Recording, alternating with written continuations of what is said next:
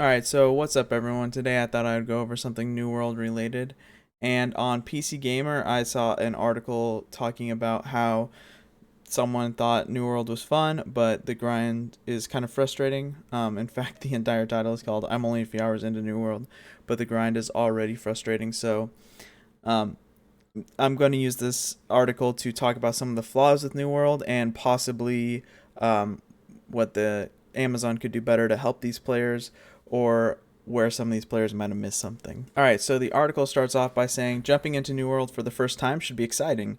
You can't beat the buzz of making it through the introductory quests when the world opens up before you and you get to explore a vast new world. Unfortunately, I'm 8 hours into New World and I haven't had that feeling yet. So yeah, I mean that's definitely like a personal kind of opinion, right? If you hop into New World and you're not immediately kind of excited by the exploration part of it, this kind of like open world kind of do it yourself game might not exactly be for you. I personally felt pretty excited at the start, and I felt like Amazon did a really good job with cultivating that first experience and kind of giving you a good amount of hand holding all the way up until you make it to the first settlement.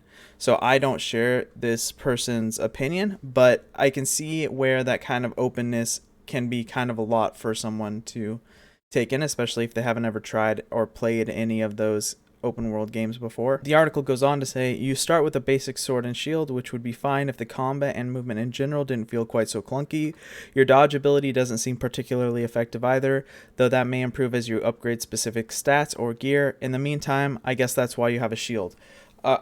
So this could be at a point in time where the lag was so severe for this person that they couldn't really play the game like the way it's intended, which is a major problem with the game. Their servers need a lot of updating, and there's a lot of work that needs to be done there. However, I mean, the dodging, for me at least, felt really responsive, and it is incredibly important, I think, for the game. And if you're, of course, if you're wearing heavier types of armor, you're gonna not be able to dodge and instead have to do kind of like a sidestep. But regardless, I feel like that is by far the most effective way to deal with combat in the game. Blocking is nice, especially with a shield, but it does deplete your stamina, which eventually will run out and you'll just, take damage. So I'm gonna probably guess that when they say that it felt clunky, they're probably referring to the lag in the game that was severely present during the beta, which definitely can hinder your playthrough of the game. Because if you're not playing when it's like responsive, then it can feel like the dodging and stuff doesn't really matter that much. So I definitely see where this person's coming from as far as that. I'd rather play a ranged class though, and I was relieved to find a bow quite quickly. But much like Fraser's dilemma of needing bullets for his musket, I found I'd need arrows if I wanted to use it. I mean, that's so. Amazon's original iteration of the game was this like hardcore PvP, like full loot MMO kind of idea, but of course that is like incredibly niche.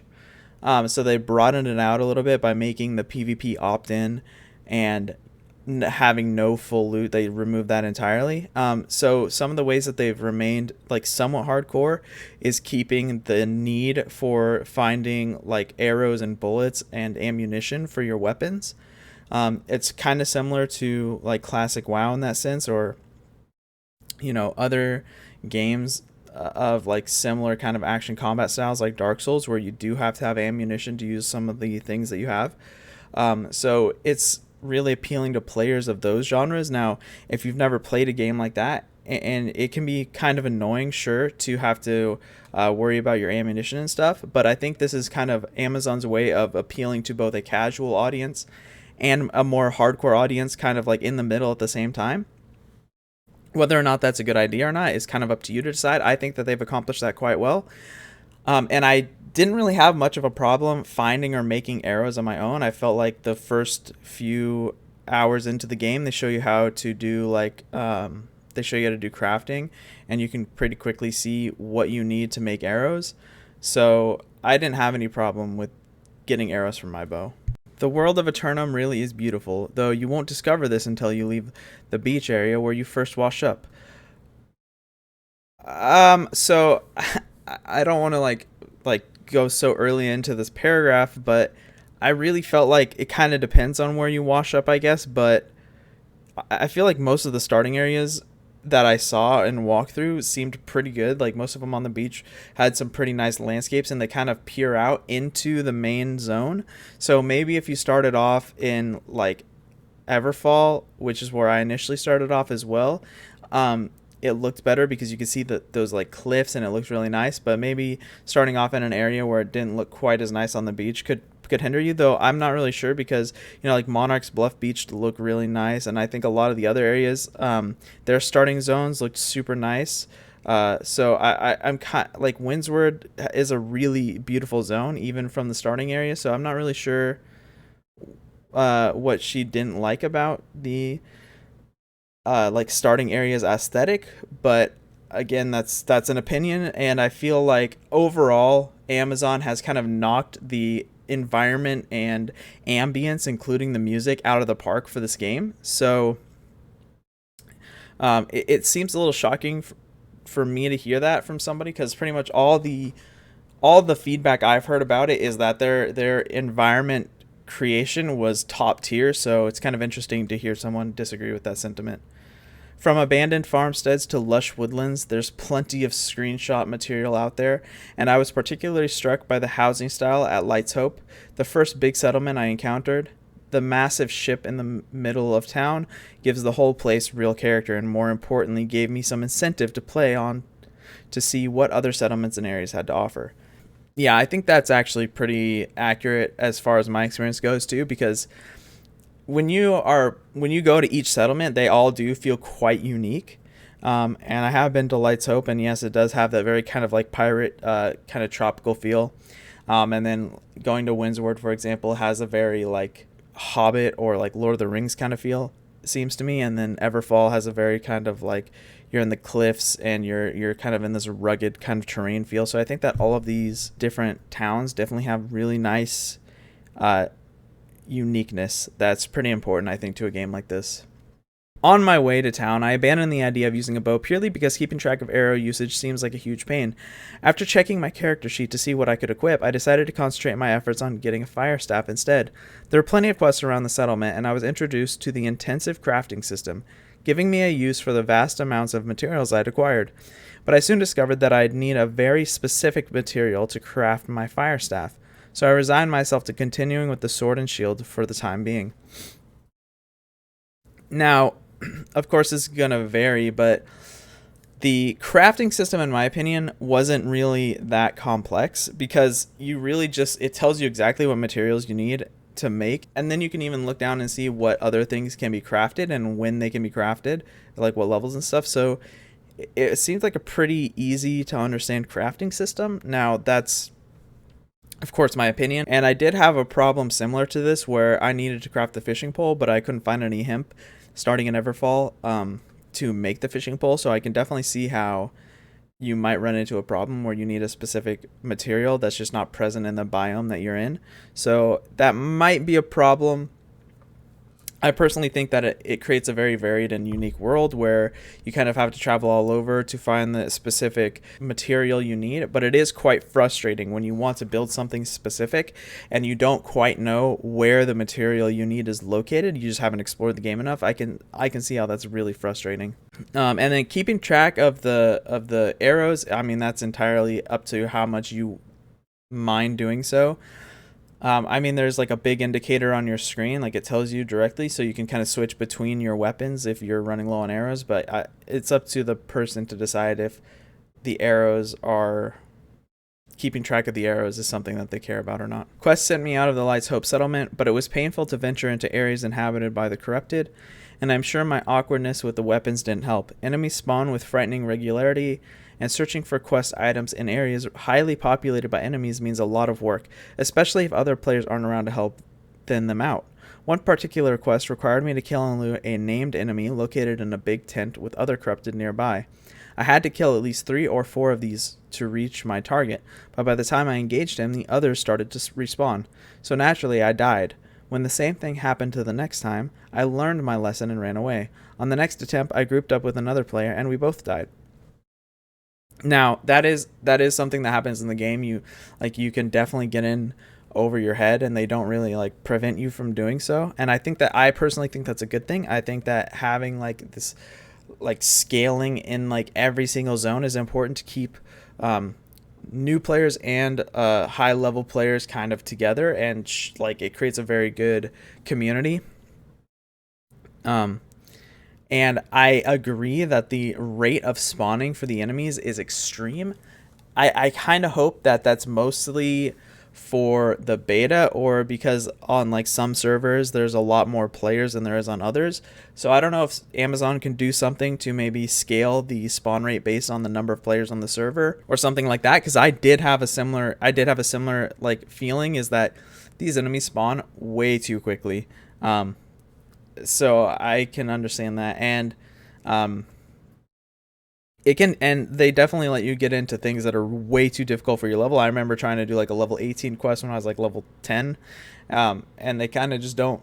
I mean, you can see the level if you're paying attention, but you might just be like autopilot and not pay attention. That can definitely happen. So I can definitely feel. I can feel the author on this point here. Frustrated, I decided to abandon the quest and head back to town. This is when, to my surprise, I found a fire staff in my bag. Where did that come from? Excited for the first time since logging in, I went to equip it, only to discover that I needed to be level 13. Okay, that's fine. I was level 11. I could do this. Yeah, I think having the level cap on items is kind of important to prevent people from just kind of like giving high level items to low level players who then kind of go around griefing other low level players on PvP, though you can turn that off. It's true. But you know, the level requirement for items becomes kind of less and less noticeable as you progress through the game. So, but it is kind of annoying at first when you just have to keep something in your bag for a while. Now, she says that's her first time being excited since logging in, and for me, that makes me a little bit sad because I felt like the entire experience that I had throughout the game was really fun. Like especially exploring. So if she didn't enjoy the exploring aspect and the kind of discovering these things as you go aspect, it might just not be the type of game for this individual. And you know, that's kind of how it is. Sometimes games aren't made for like you, and you're not the target demographic. But I hope that New World has a broad enough appeal to where it's going to be able to pull a large group of players to keep the MMO aspect of the game alive. So I hope that this person's sentiment about it not being fun up until this point isn't shared as often as it could be. So I hope that Amazon can do something maybe to help some of these newer players who are a little bit more casual than some players, when it comes to like figuring out how like maybe the crafting system works, or giving them a little bit more help for understanding the dangers of going and doing some quests. Because really, there's no need to abandon the quest. You could just wait until you're high enough level to complete it. After looking through some of the quests on the town project board, I settled on some reasonably tame looking fetch quests nearby. I was hugely resentful that the game was forcing me to grind levels so early just to equip my weapons of choice, so I opted for gathering or crafting quests, though a quest to kill 20 boars seemed pretty chill, so I picked that up too. Now, I don't think the game is like forcing you to do these things. I think that when you were in the area of that higher level, you killed some things and you ended up picking up a staff that was meant for a higher level than you were, which, like I said before, I don't know about the justification for requiring certain levels for some items, but either way, it's not that the game forced you. You just discovered an item that had this like requirement on it. And of course, you did mention that you were unable to craft the staff yourself from like your materials that you had, but it is possible to go to the trading post and purchase them from other players.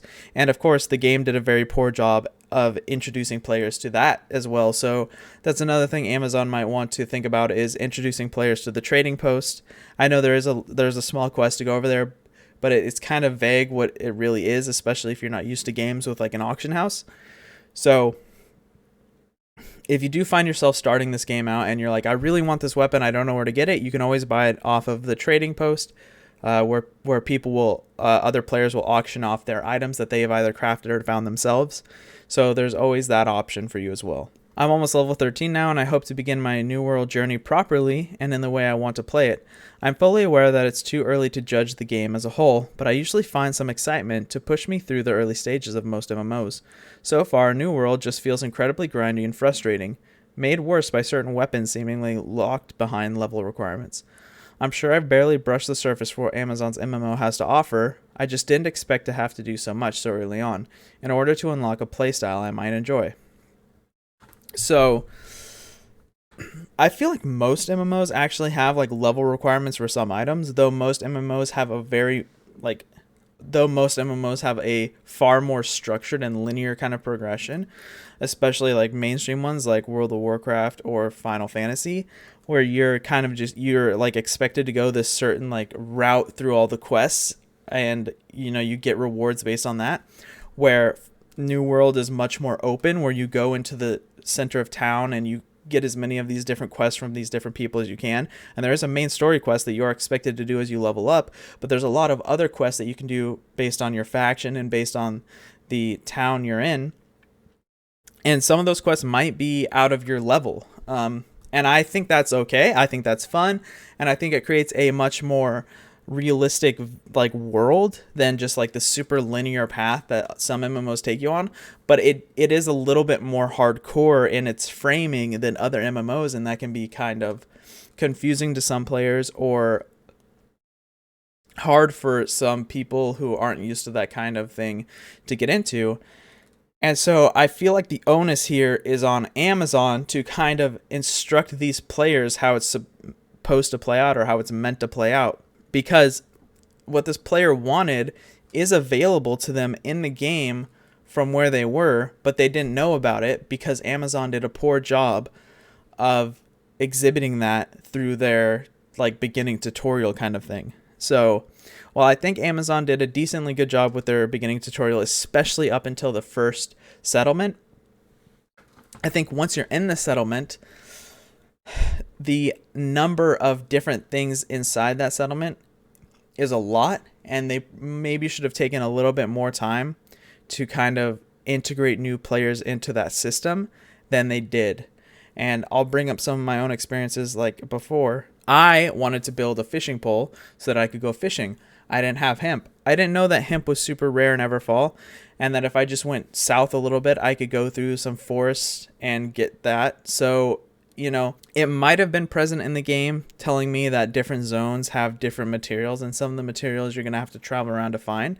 That might have been a explicit thing that they told me. It's definitely implicit. Don't get me wrong. Like logically, it's implicit. Like this zone is a far different biome than this zone, so we're going to find different resources there. Of course, like once you understand that concept, it's very easy for you to be like, oh, well, it's not in this zone. I need to go to another zone. But before you understand that concept, it's kind of hard for you to get into this kind of like game, I guess. So maybe there's some space there for Amazon to work on their introduction for a more casual player. So I think that there's definitely room for improvement for that audience in the game. Let me know what your thoughts are on this. If I missed something, if you think that I'm just completely wrong, just go ahead and leave a comment down below and I'll respond to you. If you like the video, leave a like. And please subscribe. I'll try to release more content about this. I want to release a lot of content about the games I'm enjoying, especially New World and Final Fantasy XIV. So keep an eye out for that. I like to release highlight videos, and I do stream here on YouTube and on Twitch. So give me a follow, and I'll see you guys next time. Peace.